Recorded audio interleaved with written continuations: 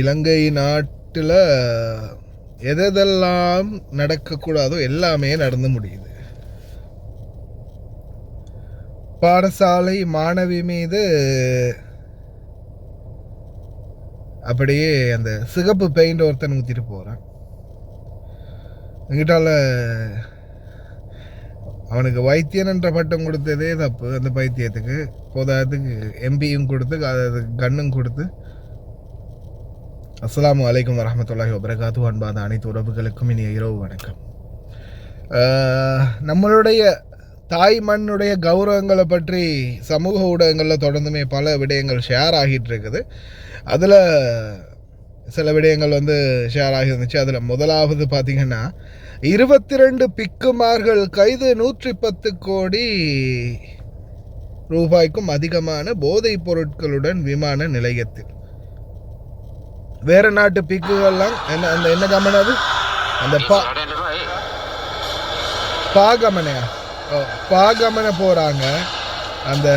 அதாவது நடந்து போகிறாங்க அமைதிக்காக. இங்கே என்னடான்னா நம்ம நாட்டில் இருக்கிற பிள்ளைகளையும் கெடுக்கிறதுக்கு போதைப் பொருள் கடத்தல் நடக்குது, மத குருமார்கள் என்ற போர்வையில்.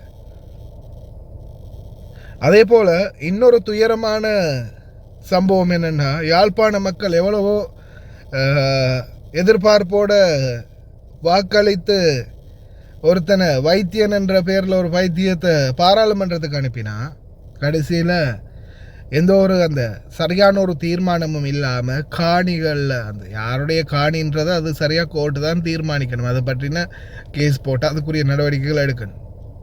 மக்கள் பிரச்சனை பண்ணினா அதிகாரிகளுக்கு கால் பண்ணி சம்மந்தப்பட்ட அதிகாரிகளை வரவழைச்சு அதுக்குரிய நடவடிக்கை எடுக்கணும். இது ஏதோ குரங்குட கையில் பூமாலை கிடைச்ச மாதிரி, இல்லையா புதுசாக முளைச்சதை தொட்டு பார்க்குற மாதிரி அடிக்கடி அந்த கையில் இப்போ ஒரு கன்னை வச்சுக்கிட்டு அதை தான் ஃபிலிம் காட்டுறது, அதை வச்சுக்கிட்டே தான் ஃபிலிம் காட்டுறது.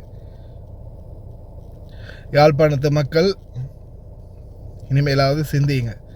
அன்னையிலேருந்து இன்னைக்கு வரைக்கும் நீங்கள் தேர்ந்தெடுத்தது எல்லாமே இப்படி தான் இருக்குது. இனிமேலாவது உங்களுடைய எதிர்காலத்தை பற்றி சிந்திங்க, உங்களுடைய குழந்தைகளுடைய எதிர்காலத்தை பற்றியும் சிந்திங்க. அடுத்த துயரமான ஒரு சம்பவம்,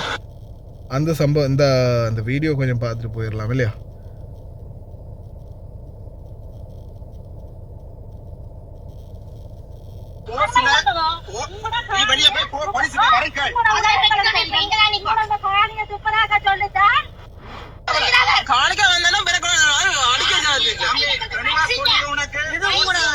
பார்லிமெண்ட் உறுப்பினர் வைத்தியர் ராமநாதன் அர்ஜுனா மீது கல்வீச்சு தாக்குதல் நடத்தியதாக கூறப்படும் சம்பவம் தொடர்பில் 90 பேர் கைது செய்யப்பட்டுள்ளார். பார்லிமெண்ட் உறுப்பினர் பெரிய விழான் பகுதியில் உள்ள காணி ஒன்றை சுத்தம் செய்வதற்காக சென்றிருந்த போதே இந்த சம்பவம் இடம்பெற்றுள்ளதாக போலீசார் தெரிவித்தனர். நீதிமன்றில் தொடரப்பட்டிருந்த வழக்கில் குறித்த காணியின் உரிமை பார்லிமெண்ட் உறுப்பினர் ராமநாதன் அர்ஜுனாவுக்கு வழங்கப்பட்டது. தொடர்ந்து அப்தரிப்பு பகுதியைச் சேர்ந்த 39 வயதுடைய பெண்ணை நீதிமன்றத்தில் ஆஜர்படுத்த நடவடிக்கை எடுக்கப்பட்டுள்ளதாக போலீசார் தெரிவித்தனர். எப்படி வார்த்தை கல்லெடுத்து அறிஞ்சு கொலை செய்வானாம். இவனை மாதிரி பைத்தியங்களை எல்லாம் கொண்டு போய் பாராளுமன்றத்தில் வச்சது என்ன செய்ய, நம்ம தப்பு தான். இந்த சம்பவம் பாருங்க.